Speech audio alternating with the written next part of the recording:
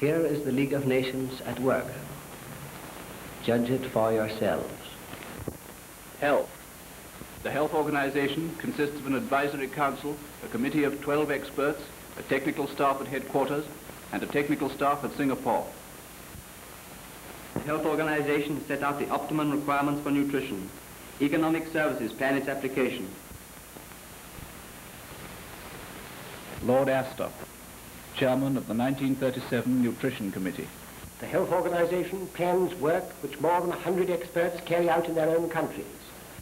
The Health Organization adopts standards for sera, vaccines, organic extracts, and certain drugs.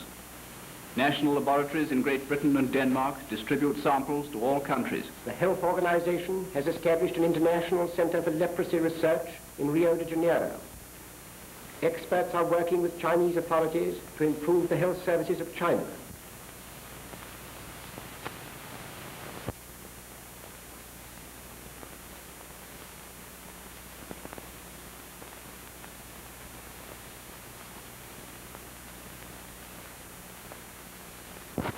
Eastern countries are the home of those serious epidemic diseases which the world has learnt to fear. Plague, cholera and smallpox take toll annually of a large number of lives in the countries in which they are prevalent. They also endanger the well-being of people in distant countries by their spread along the routes of trade and pilgrimage. Plague is an example of a disease which has been carried to distant countries by rats hidden in freight and merchandise. Following its outbreak in Hong Kong in 1894, it was conveyed by ships in the years that followed to the important ports of every neighboring country, and even as far as South Africa and Australia. Man himself conveys cholera and smallpox, and once infection has been introduced into a new area, it's exceedingly difficult to uproot it. From this graph of the incidence of plague in British India, it will be seen that between 1900 and 1925, more than 9 million people died from this disease. And during the same period, another 9 million perished from cholera. Now, with the rapid development of air transport, a new danger arises, that yellow fever may be introduced into Asia from Africa. It's essential that the health authorities in Asiatic countries where air services operate should be kept informed of the distribution of this disease in African territories. As epidemics have no political boundaries, it was realized that an international organization was the only method of combating these diseases in the best interests of all countries. An organization was required which would act as a clearinghouse for the reception, correlation, and distribution of intelligence regarding the major infectious diseases. It was with this object in view that the Health Organization of the League of Nations in 1924 set up the Eastern Bureau in Singapore. Cables relating to the outbreak and distribution of plague, cholera, and smallpox are received regularly by the Bureau from all ports in the eastern area, which extends from Port Said to Vladivostok and from Cape Town to Melbourne and New Zealand. Here is a cable in code giving information regarding the outbreak of an infectious disease in an eastern port. Eastern health administrations in different countries have to face problems which, although influenced by local conditions, are fundamentally the same. The Eastern Bureau, by acting as a distributing center, keeps workers in particular branches of preventive medicine informed of the latest developments in the treatment of the various illnesses which cause such terrible mortality among the peoples of the East. The information received by cable is analyzed by the Eastern Bureau and rearranged for distribution. This analysis is broadcast daily from Malabar in Java to India, China, and Australia. It can also be picked up by any ships trading in eastern waters. Each Thursday at midnight, the powerful wireless station at Saigon transmits a weekly bulletin which is received directly or indirectly by every country throughout the eastern area. Supplementing this by cable and relay wireless, the information is communicated to Vladivostok, Aden, Baghdad, the Seychelles Islands, and other places which are not in a position to pick up the regular broadcast. A feature of the wireless messages is the inclusion of information concerning the measures taken by particular ports to protect themselves against infection which exists in other ports. Each week, these notifications are brought up to date, and quarantine procedure can now be based on actual knowledge of the diseases which have to be guarded against. By the use of these methods, masters of ships trading in eastern waters can be forewarned of the diseases against which they should safeguard their passengers and crew when in port, or of which their ship may be a medium of conveyance.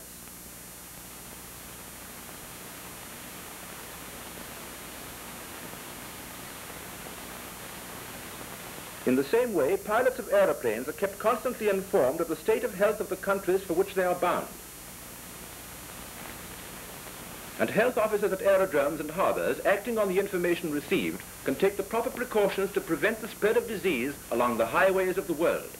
The Eastern Health Bureau serves to coordinate the work of public health officers, research workers, and local authorities. That results can be achieved is clearly shown by the fall in the incidence of plague in India over the last 10 years.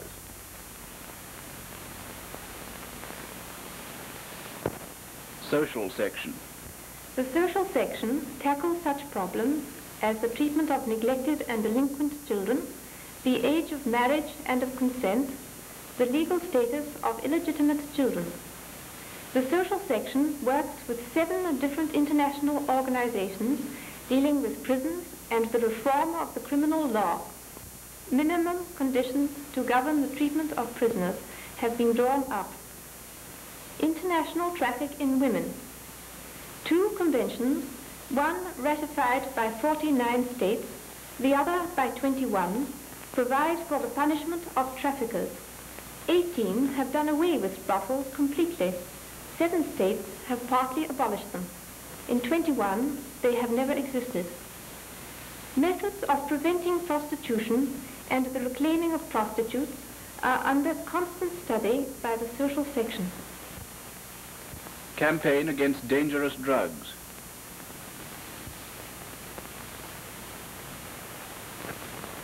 "24 governments are represented on the Opium Advisory Committee. 16 years of worldwide international control. 5 conventions and agreements govern production and distribution of drugs and limitation to medical and scientific needs.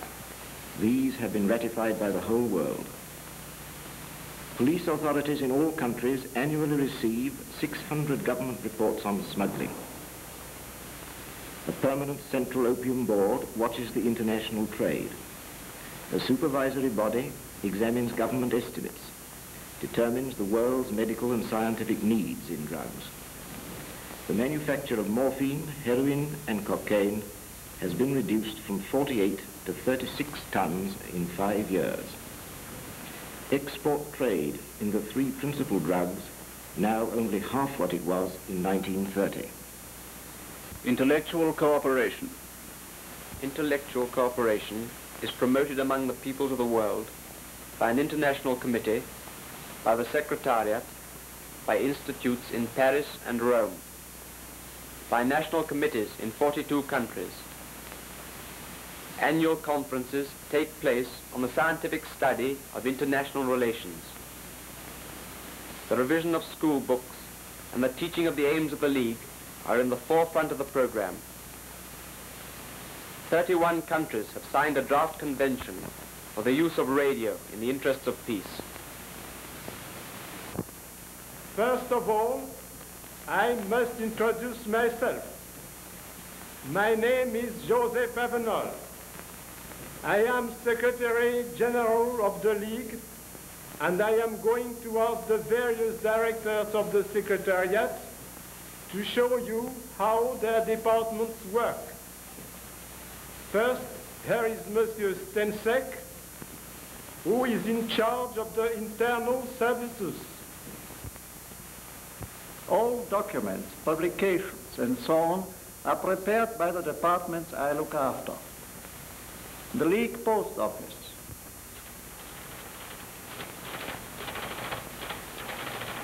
typists,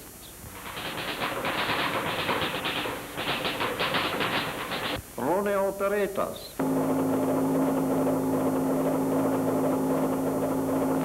printing staff, translation and distribution of documents. Thank you, Sampson.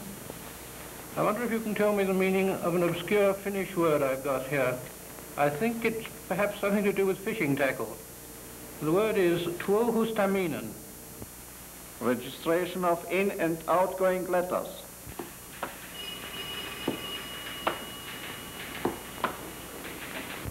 reference library given to the League by Rockefeller containing over 25 miles of shelving.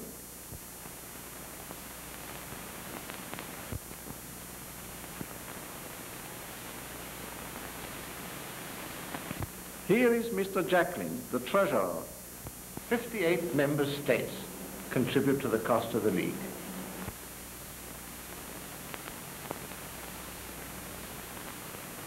How much they each pay is decided by the Assembly. Our budget for 1937 is 21,284,000 gold francs.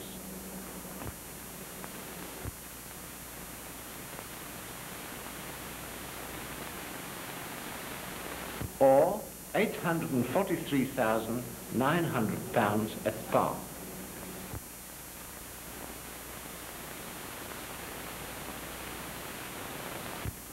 Out of this sum, the League has to pay for the Secretariat, its technical organizations all over the world, the International Labour Office, and the Permanent International Court of Justice at The Hague. In 5 years, we've reduced our budget 15%. In addition, the devaluation of the Swiss franc has already given a further reduction of 20%, so that our budget has fallen 35%. Lord Balfour once said, the League might break on its finances. This warning has never been disregarded. Result, the League's finances are sounder than ever. Information section. Broadcast in English. It represents the first and only practical measure which has been taken. Broadcast in French. Cette semaine, plusieurs réunions importantes ont eu lieu à Genève sous les auspices de la Société des Nations. Broadcast in Spanish. Única medida de orden práctico que la humanidad ha adoptado para establecer el imperio del derecho en las relaciones entre los Estados. A monthly summary published in 6 languages. A fortnightly publication for non-European countries. Publication of numerous pamphlets. Issue of more than 7,500 regular press communiques. Personal contact with journalists.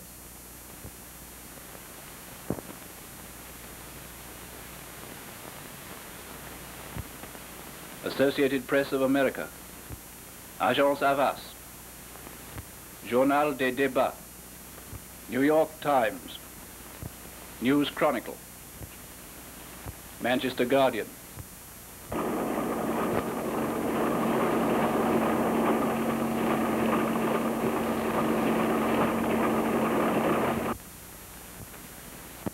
Legal section. Members of the League have agreed to prohibit secret undertakings. Registration of all treaties and international engagements is compulsory. The legal section does this. The number of treaties registered and published to date is 4,068. The legal section deals with all constitutional questions and the legal side of all League problems. You have now seen something of the general services. They are at the disposal of all the different sections which deal with every kind of international problem. Through the League, security must be organized, disputes settled, hence the political section. Its head is Mr. Walters. Here are the questions for tomorrow's council meeting. Thank you. Political problems are dealt with by the Council or the Assembly, and for this purpose, the political section prepares the work and executes the decisions. Here are some recent problems. The Sino-Japanese dispute, the Ethiopia-Italy dispute, the Chaco dispute, the Letitia dispute, the Yugoslav-Hungarian trouble after the assassination of King Alexander, the problems of Danzig, the settlement of the Assyrians, the Saar plebiscite, and the return of the territory to Germany. The Council of the League of Nations.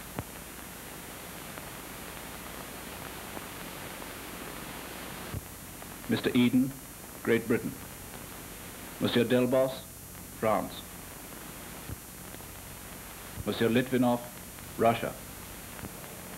But don't forget that no dispute is ever brought before the League until it has proved too difficult to be settled by ordinary diplomatic methods.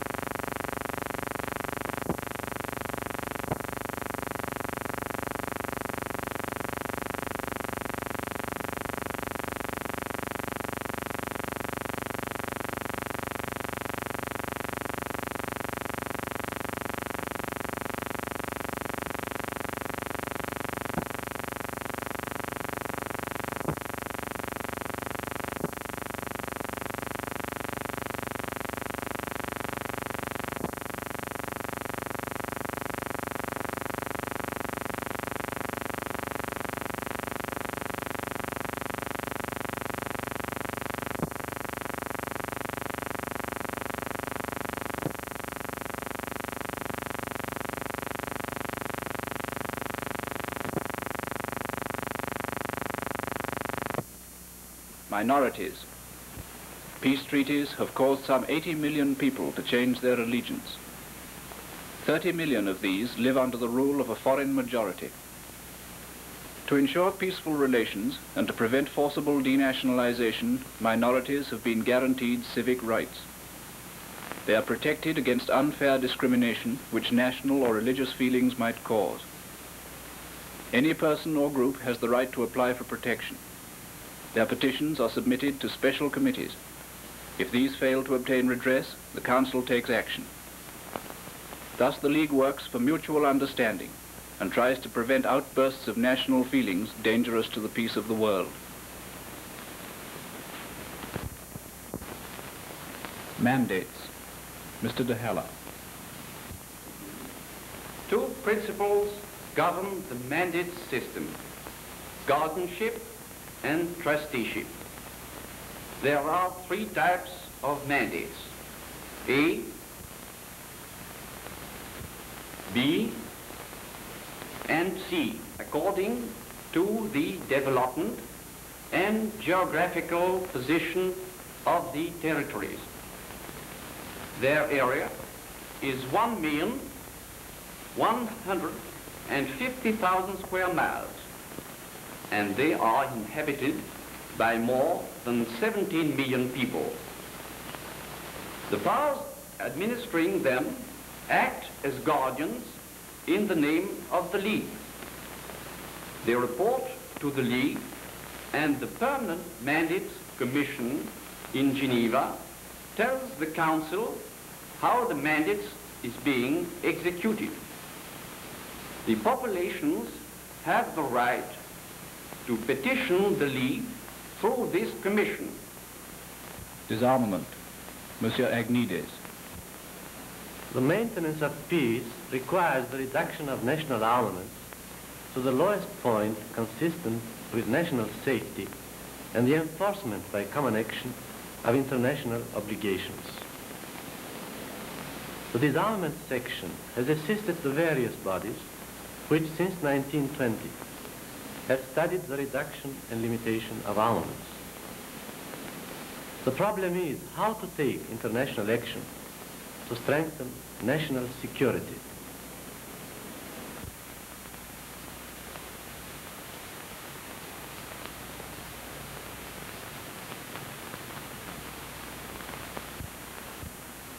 (1932).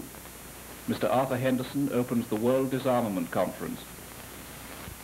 The world would again be in danger of rapidly expanding armaments. Are we ready to face our task? 2 yearbooks are published by the section giving details about the world's armaments, military organizations, and trade in arms and ammunition. Texts of conventions are ready for adoption by states as soon as political conditions allow. By these texts, League members and non-members undertake, among other things, also to consult each other for the maintenance of peace. We have now dealt with some of the problems on the political side. Now come the equally important technical problems of the world. First, the economic work. This section has in its purview such matters as commercial treaties, custom tariffs, custom technique, or international industrial agreements. It is also concerned with the problem of raw materials. Economic intelligence and financial work. Mr. Loveday. This section combines a financial section and an economic intelligence service. The whole financial organization consists of a secretariat and various committees. There is one committee dealing with double taxation, another with loan contracts, another advises governments about public finance and currency questions. The function of the intelligence service is to keep governments and the public informed about world economic developments. Its annual publications cover production and trade, prices in money, banking and public finance. These are summarized in a general survey of a more popular character. Communications and transit. The Transit Committee has to effect the friendly settlement of disputes that may arise between states on communications. The activities of the organization include the development and codification of international law on communications, freedom of transit, navigable waterways of international concern, international regime of maritime ports, and that of railways, different agreements on road traffic, unification of river law, maritime voyage, and lighting of coasts, passports, air navigation, coordination of the different means of transport, public works.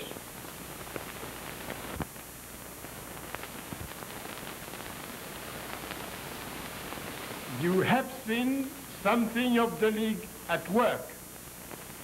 I am now going to ask Mr. Anthony Eden, British Foreign Secretary, to tell you what he thinks of the League and its future, Mr. Anthony Eden.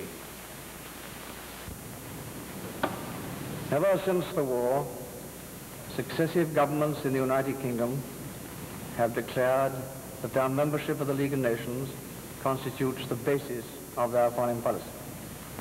The present government remains and will remain faithful to the principles of the Covenant and will adhere to its rule for the conduct of their daily international life.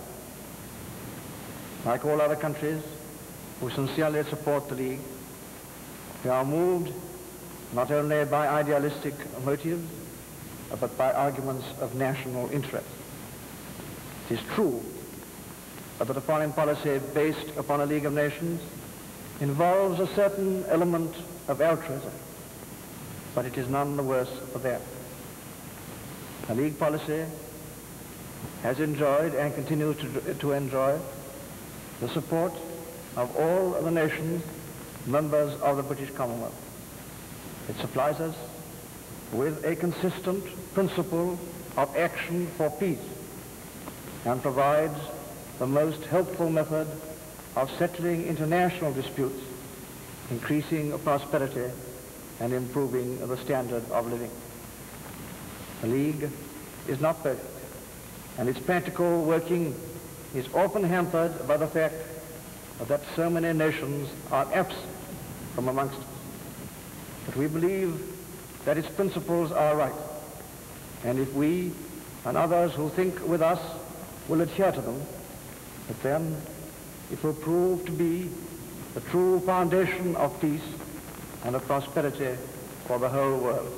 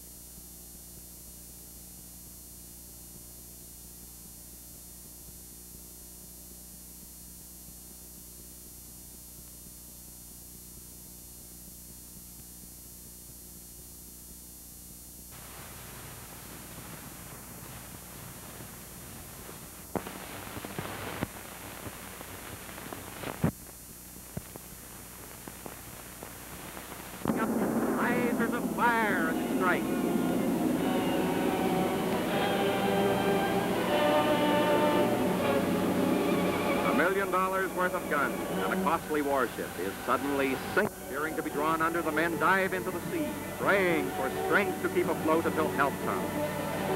The odds are 100 to 1 against them, but they'll hang on to the last until they're sucked in by the torrent. The enemy looks on while the sea takes its toll. Hundreds trapped in this awful capsizing. Not even a fighting chance to save themselves.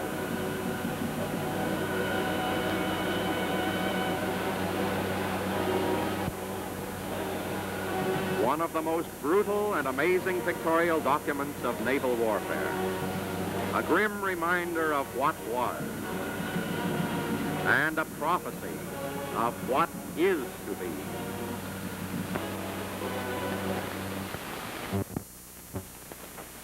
Later in the year, Franco's forces entered Bilbao. 40,000 shells a day fell on the suburbs as loyalists attempted to break the siege of Madrid. Natives scattered anywhere, everywhere, in their terror-stricken attempts to flee the devastated area.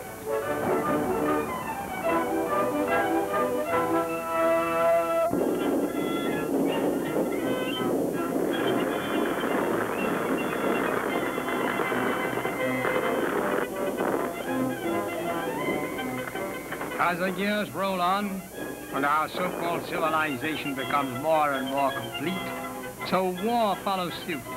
And in the Spain of today is to be found the perfection in war. No prisoners is the cry. The abolishment of concentration camps and the saving of food means more soldiers at the front left to feed them. The perfect achievement of scientific war. Capture your man and shoot him. It saves all unnecessary trouble later. 4 times as many have been shot in this manner in this war than have been slain in battle. So death rolls merrily on, with plenty of gay senoritas to keep him company. Not only human fodder, but smoking ruins, roofless buildings, defaced cathedrals, smashed up railroads, and all the niceties that go to make the wonderful things for the dictators and rulers of nations. Let those dictators look upon such scenes as these, and they realize that there can be no profit in war.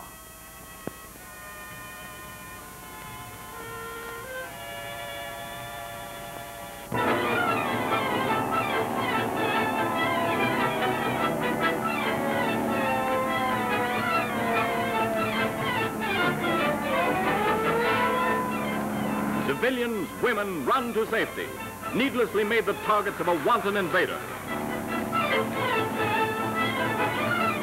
Hastily erected bomb shelters offer refuge for bewildered, wondering children.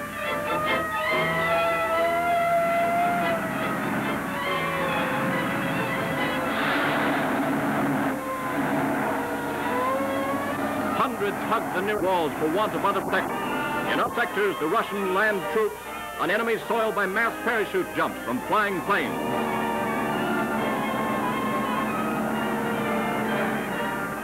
In peacetime, a great spectacle to watch from the ground, now for the first time put to the test.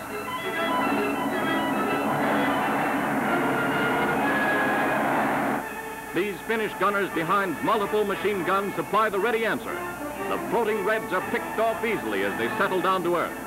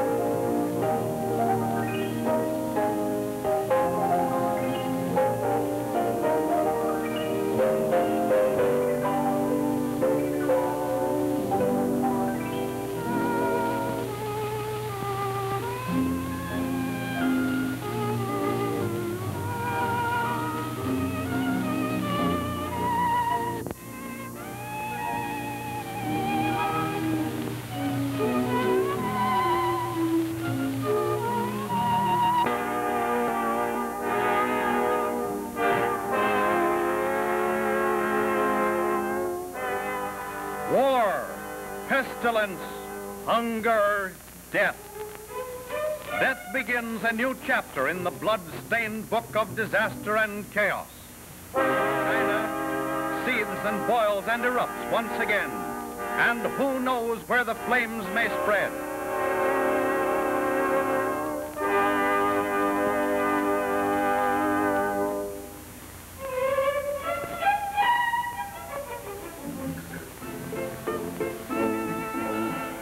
In peacetime, the routine life of the Chinese presents a humdrum existence unchanged through centuries of strange habits and ways of living.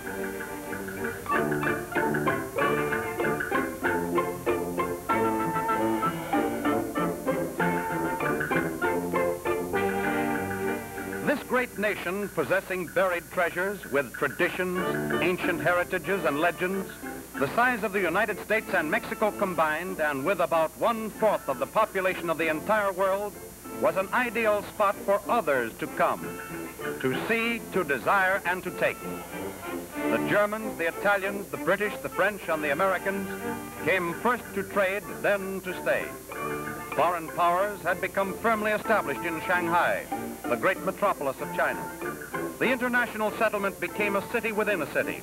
The various concessions were strange fortresses composed of strangers. Their coming offered China the advantages of the Western world, brought the railroad, the automobile, wireless, electricity, all the trappings of our progress and Western civilization. But it also brought discontent. A new generation saw the new building, the new power and the possibilities of their own nation, and wanted it for themselves. The nationalist movement under Chiang Kai-shek was the spearhead for China for the Chinese. Slowly but surely, against great opposition under the able leadership of Chiang Kai-shek, consolidation of the various forces began to take form. Manpower from the north, the south, the east, and the west. China took to the air, and her pilots were trained in modern aerial warfare. China was growing in strength and unity.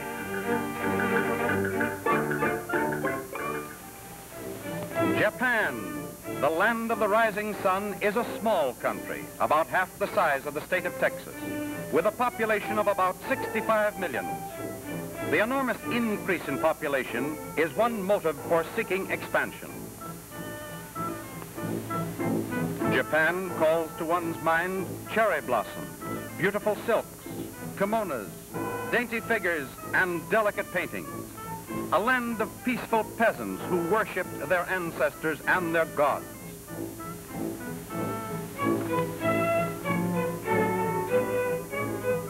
Japanese are considered the most polite people in the world, but Western civilization penetrated their consciousness, bringing with it modern machines, new conceptions of industry. They learned quickly. Today, there is an unbalanced economic system ruled by a few wealthy landowners and industrialists, and a military clique that has become a deciding factor on foreign policy. Leader and symbol of the land of the rising sun is the Mikado. Soldiers fight in his name, and their soldiering takes on the aspect of a fanatical religious mission, with the emperor the living symbol of their god. In Japan, there is no defeat. Here, too, the main occupation is agriculture. But with a limited area of land available for cultivation, every square foot is tilled to the best advantage.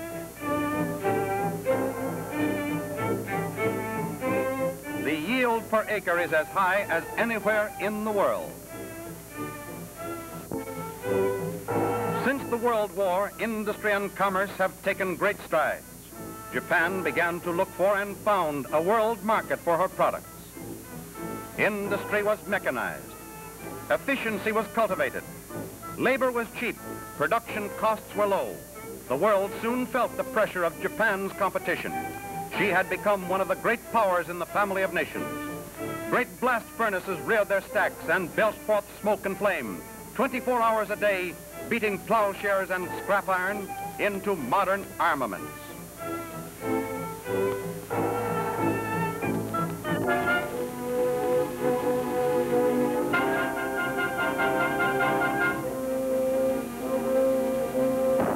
China's famed inland capital city, Nanking, presents a terrible picture of fear, confusion, and devastation as thousands of natives and foreigners flee from the terrors of war.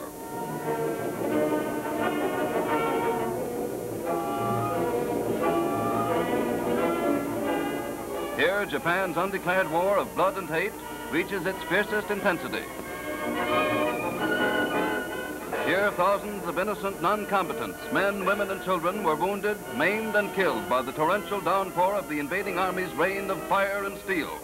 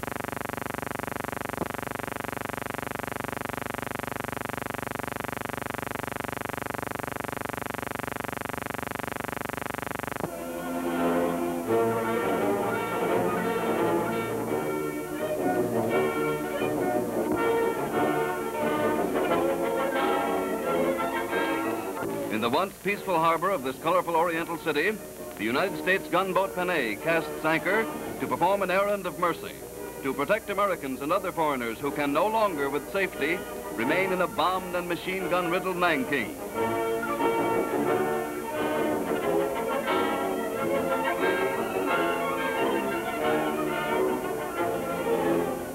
Lieutenant Commander James J. Hughes, anxious for the safety of his people and all others ashore, rushes his tenders to the mainland to carry out the rescue work assigned him in the Yangtze Patrol.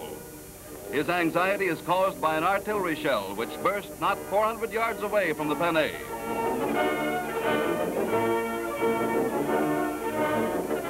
Here, the courageous staff of the American Embassy and other foreigners are forced to flee for their lives as the invading armies hourly increase the intensity of their attack.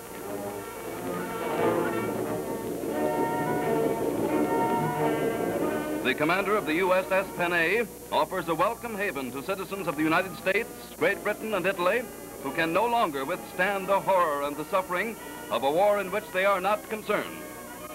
Eagerly they board the vessel, joyful in the thought of safety, but unheedful of the tragedy that is to turn their happiness into sorrow. The gallant little American naval ship Panay is intent only upon protecting lives. The Panay's heroic crew, serving in the best traditions of the American Navy, man the vessel through dangerous, war-riddled waters of the Yangtze, only on an errand of mercy. Then the anchor is cast.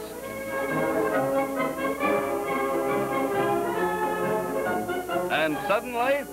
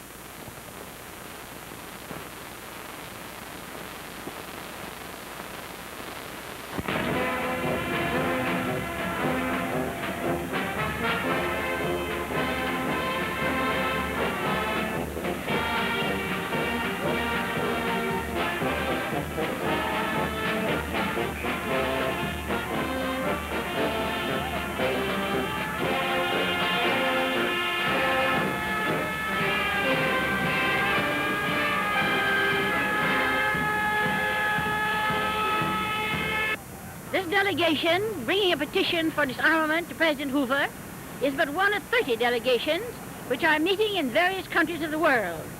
England has obtained 1,300,000 signatures. Japan has obtained nearly 1 million. And so from one country to another, they are presented each to its own government, hoping to make something of a background of public opinion before the disarmament conference meets in next February.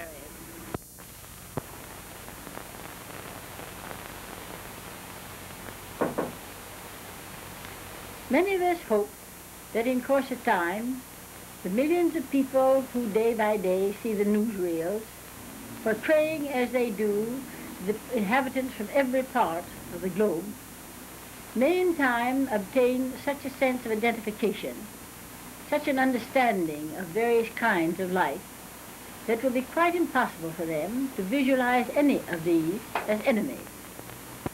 People in time will develop a tolerance which will make war impossible.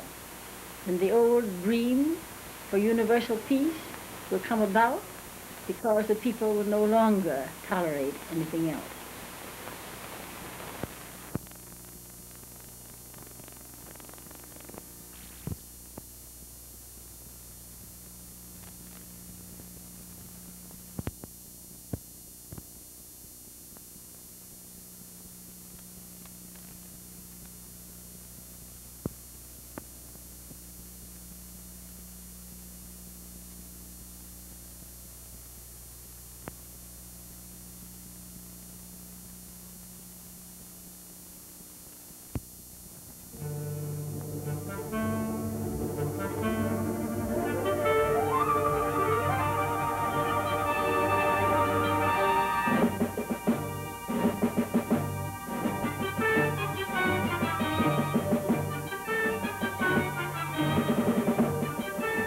£2,000 million a year spent on arms.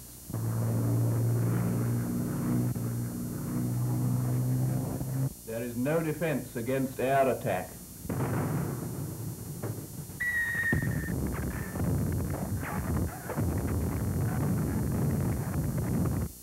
There is no defense against air attack.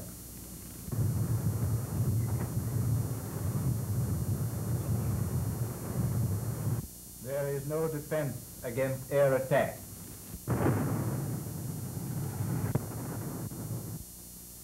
Gas burns.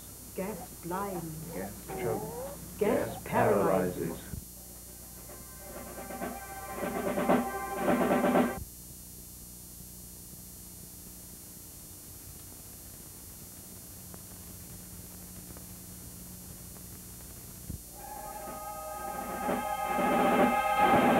For 15 years, Britain has spent £260 a minute, day and night, on armaments.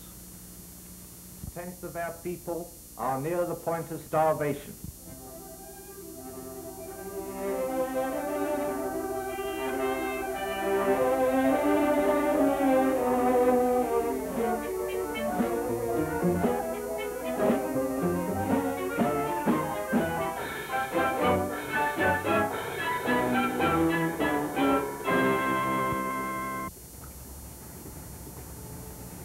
I'd fight tomorrow if I thought a war would end war, but that's what they told my father in 1914, and we're no better off now. When there's a quarrel between two people, the police are called in to settle it. Why can't the League of Nations be strong enough to settle disputes between two nations? I was in the last war, and I thought that was going to be the end of it. Now, here we are again, back exactly where we started. Why can't the governments of the world get together to make war impossible? Permanent peace can be secured by discussion.